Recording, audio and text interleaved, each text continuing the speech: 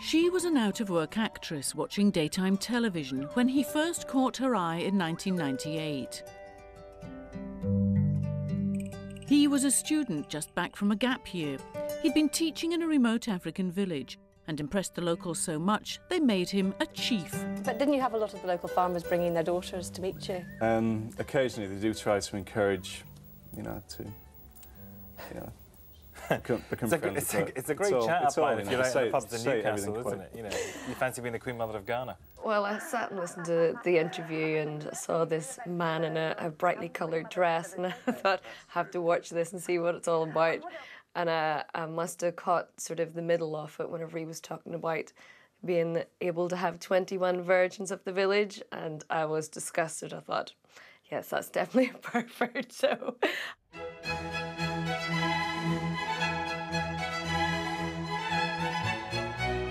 No one could have predicted that Elaine Couples and John Lawler would get together in Newcastle 8 years later. And that they'd make history in Ghana, and that she would become an African queen.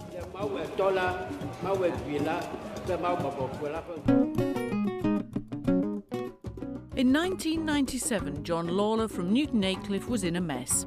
He'd been kicked out of Newcastle University and needed to sort himself out. A gap year in Ghana seemed like a good idea, until he fell down a storm drain and broke his leg the first night he arrived. Undaunted, he made his way here to Shire on the Ghanaian border with Togo. Like most villages in this region, Shire is without running water and electricity. Nearly all the 1,500 adults living here are subsistence farmers.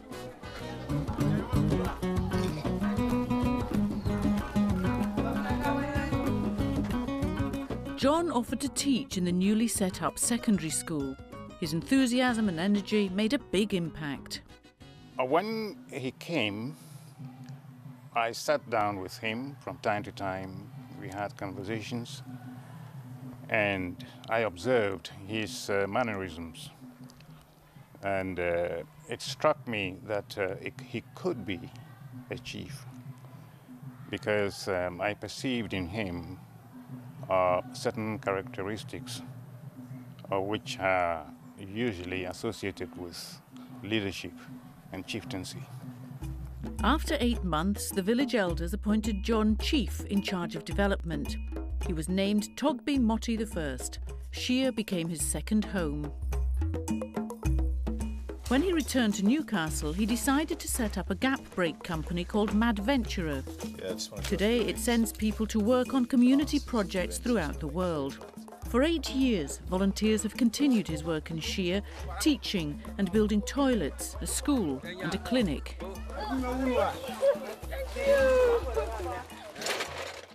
Meanwhile, Elaine had given up her acting career and turned to a completely different profession. I'd done drama for a couple of years, and I was working as an actor, and I was most of the time out of work. So as I was doing that, I was getting trained up in the pub business and became a licensee. I did that for about 8 years, and then I decided to go back to uni and study nutrition, which is what I'm doing now.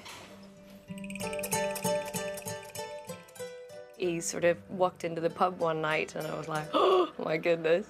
And he invited me to a fake housewarming party, which I was like, oh yes, I'll go to, no problem.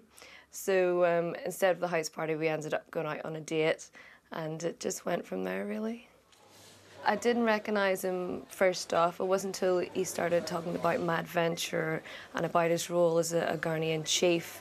And then I thought back, and he told me that he'd done the TV interview.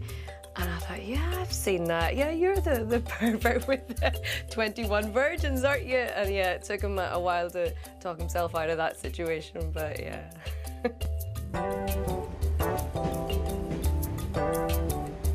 The man who was supposed to have the pick of the girls in Shire eventually asked Elaine to be his bride. But John always has his Ghanaian role to think of. So one spring day, bemused onlookers witnessed a delegation from Shire arrive at Newcastle Central Station. They wanted to see the man they honoured as Chief Togby Moti in his own country. But more importantly, they had to prepare Elaine for her duties as the wife of a village chief. She had a lot to learn. We had a few photos at the central station, and the photographers were saying, "Can you kiss John?" And so I did. I leaned across and given him a kiss. And later I was told that I shouldn't have done that. So there is certain places where the women stand, usually behind the men, and are told when to move around. And yeah, you have to be very careful not to stand on anyone's toes.